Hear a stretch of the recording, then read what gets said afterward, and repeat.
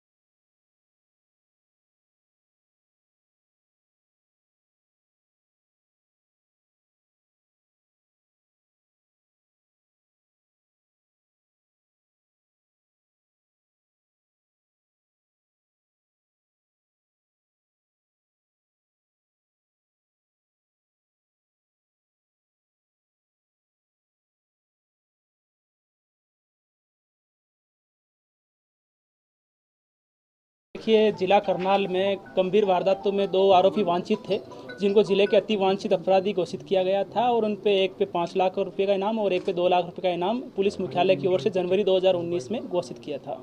इसके बाद में हमारी सीआईए की टीमें लगातार रेड कर रही थी और लगातार इसके बाद इनके बारे में इंटेलिजेंस इकट्ठा कर रही थी। पिछले कुछ दिनों से हम लगातार इन दोनों के पीछे लगे हुए थे। हमारे इंस्पेक्टर दीपेंद्र और उनकी टीम लगातार इस दिशा में कार्य कर रही थी। इसी दौरान हमें एक लीड मिली कि दोनों आरोपी है वो मोहाली के एरिया में हो सकते हैं। हमारी टीम वहां पर पहुंची और विश्वसनीय सूत्रों से जो भी जानकारी मिली थी और जो भी साक्ष्य थे उनके आधार पे टीम ने उन दोनों को वहां के एरिया से गिरफ्तार करने में सफलता हासिल की है, जिसमें एक कृष्णवासी दादूपुर रोडान है और दूसरा सनी उर्फ मास जो कि कुरुक्षेत्र जिले का रहने वाला है। उनको दोनों को गिरफ्तार किया है। दोनों ही आरोपी हमारे 1 जुलाई 2019 का मर्डर केस जो कि बबली बबली की हत्या की गई थी, और दूसरा जनवरी 2019 का केस है जिसमें पिंटू की हत्या की गई थी, उसमें वांछित चल रहे थे। इसके अलावा भी इनके खिलाफ स्नैचिंग और लूट की अनेक वारदातें इनके खिलाफ दर्ज है। हम जितने भी आसपास के जो पुलिस स्टेशन है जहां पर इनके द्वारा वारदातें करने अंजाम देना स्वीकार किया गया है, वहां के पुलिस स्टेशन से सूचनाएं एकत्रित कर रहे हैं ताकि एफआईआर और उनका ब्यौरा एकत्रित किया जा सके। तो काफी समय से जो है तलाश थी, तो सीआईए वन शाखा को एक बड़ी कामयाबी हासिल हुई है, तो क्या रिवार्ड के लिए लिखा जाएगा?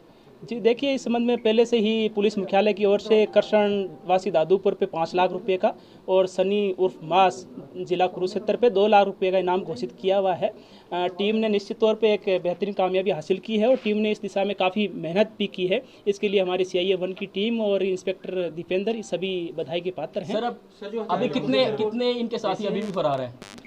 देखिए, अभी इनका से हम पूछताछ कर रहे हैं। प्रारंभिक जांच में ये सामने आया है कि इनका अभी जो बबली है उसका भाई नरेश जो कि जेल में बंद है, और दूसरा उन नरेश का दामाद रोमिल, उनको भी मारने का ये प्लान बना रहे थे। तो इस दिशा में हम इनसे और पूछताछ कर रहे हैं। अभी तक जो हमारे इनसे हमने एक क्रेटा कार जो कि लूटी गई थी, 3 हथियार, 200 के करीब जिंदा कारतूस, 8 लाख रुपये नगद ये बरामद। तो नरेश अजंतली बबली के भाई और रोमिल चौधरी को उसके जो दामाद है उनको मारने की प्लानिंग? देखिए, ये अभी तक इन्होंने जो जांच की है उसमें जो कुछ डायरी इनके पास में मिली है उसमें लिखा हुआ है या इन्होंने पूछताछ में स्वीकार किया है। हम इनका और अभी सत्यापन कर रहे हैं, लेकिन अभी तक जो इन्होंने हथियार और जो कारतूस इकट्ठे कर रखे थे उसके जाँच के आधार पर ये बात सामने। ये पता लगाया जाएगा कि कितने दिन कहाँ छुप रहे थे, कितने टाइम कहाँ रहे, किस किस की शरण में रहे? देखिए, जो अभी भी मैंने बातें बताई है, ये प्रारंभिक जांच में जो चीज़ें सामने आई है वो मैंने बताई है। अभी हम इनका पुलिस रिमांड भी हासिल करेंगे, जो जितने भी इन्होंने चीज़ें बताई है उनका सत्यापन भी करेंगे। मामले को जो भी और साक्ष्य हम एकत्रित कर सकते हैं वो करेंगे, और साथ में इनको किसके द्वारा आर्थिक सहायता प्रदान की जा रही थी इसके बारे में भी हम जांच करेंगे। जेल प्रशासन के लिए चुनौतीपूर्ण बड़ा काम रहेगा, क्योंकि नरेश अजंतली भी जेल में है और ये भी अगर जेल में जाते हैं तो गैंगवार ना हो, तो उसको लेकर किस तरह से ध्यान रखा जाएगा कि एक ही जेल में ये ना रहे? देखिए, जो भी मोस्ट वांटेड या इस प्रकार का जो अपराधी है या आरोपी है उसको हम जब जेल से कोर्ट में पेश करते हैं तो हम एहतियात के तौर पे सुरक्षा के पुख्ता बंदोबस्त करते हैं, और हम आगे भी ये सुनिश्चित करेंगे कि किसी प्रकार से इस प्रकार की आगे से ये आरोपी वारदातों को अंजाम ना दे सके। इसलिए कोर्ट परिसर में भी सुरक्षा रहे और जेल में भी सुरक्षा रहे, इसके लिए हम जेल अधीक्षक से भी पत्राचार करेंगे। विदेश में भी गए हैं कभी? जिस तरह की जानकारी आती थी, ये लोग फेसबुक पर लाइव होते थे, इंटरनेट के कुछ वाईफाई मॉडेम्स भी इनसे मिले हैं, किस तरह से ये सब कुछ कर रहे थे? देखिए, कुछ जिला करनाल का एक व्यक्ति रहने वाला है जो विदेश में है, सेटल्ड है, वो भी इनको वहाँ से पैसे भेजता था, ये बात सामने आई है। और 8 लाख रुपए के आसपास नगद भी इनसे मिले हैं, और इन्होंने वेपन भी कुछ खरीदे हैं। एक वेपन इन्होंने 4.5 लाख रुपए के आसपास में खरीदा था। तो निश्चित तौर पे कोई न कोई इनको आर्थिक सहायता प्रदान कर रहा था। उसकी इन वारदातों में क्या संलिप्तता है, उसकी कितनी इन्वॉल्वमेंट है, वो अभी जांच का विषय है। हरियाणा के अलावा और भी प्रदेशों में ऐसे कुछ मामले कभी इकट्ठे थे? बबली, अंजनथली और ये लोग कभी इकट्ठे थे? क्या नया गैंग बनाया, कोई किसी गैंग के साथ थे शामिल? देखिए, इसमें जैसा कि आपको भी विदित है, दलबीर और नरेश की आपसी दुश्मनी रंजिश शुरू हुई थी, जिसमें कृष्ण दादूपुर भी दलबीर से मिला हुआ था। बाद में दलबीर की हत्या कर दी गई थी। इनके बाद में आपस में विवाद होते रहे और लगातार अभियोग अंकित होते रहे, जो पुलिस के लिए भी एक चुनौती का काम था, क्योंकि कृष्ण दादूपुर और सनी मास के बारे में लगातार लोग भी पेश होते रहते थे कि ये आगे से भी हत्याकांड को अंजाम दे सकते हैं। तो हमारे लिए एक बड़ी चुनौती थी, लेकिन सीआईए वन की टीम ने बड़ी ज़बरदस्त मेहनत इसमें की है और दोनों को पकड़ने में जवाबी फायरिंग इन्होंने भी कुछ हमला करने की कोशिश करी है, ऐसा कुछ किया? देखिए, अभी दोनों हमने आरोपी को राउंड अप कर लिया है, अभी कोर्ट में पेश करेंगे और उसके बाद में माननीय न्यायालय से जो रिमांड भी हासिल करेंगे। अभी हमने इनके बारे में इनसे जो वेपन बरामद किए गए हैं और 200 के आसपास जो जिंदा कारतूस बरामद किए हैं, उनका सोर्स क्या था, किसने सप्लाई किया, उसके लिए आर्थिक रूप से मदद किसने की, वो भी अभी जाँच की जाए। साइबर सेल की क्या भूमिका रही पूरे ट्रेसिंग में? साइबर सेल की क्या भूमिका रही, क्योंकि फेसबुक पर, सोशल मीडिया पर एक्टिव रहते थे? देखिए, डेफिनेटली जो सीआईए और साइबर सेल है वो आपस में कोऑर्डिनेशन से काम करती है और एक दूसरे को जो सपोर्ट करना बहुत जरूरी है, तभी टीम किसी को आरोपी को पकड़ने में कामयाब हो पाती है। सर, इसी मामले में एक फरार आरोपी था जबरा, उसका एनकाउंटर किया गया था, लेकिन सवाल है कि अभी तक पुलिस को रिवार्ड नहीं मिला उस मामले में। एनकाउंटर जो स्नैचिंग की वारदातें सामने आई है, जो इन्होंने कार, मोटरसाइकिल इत्यादि स्नैच की है, वो जैसा कि मैंने बताया, हम जितने भी पुलिस स्टेशन में जहां उन्होंने वारदात करनी स्वीकार की है वहां से हम एफआईआर नंबर और उसका ब्यौरा मांग रहे हैं। जैसे हमारे पास में एक बार ब्यौरा मिल जाएगा, हम इसको भी कंटिन्यू। हरियाणा से बाहर भी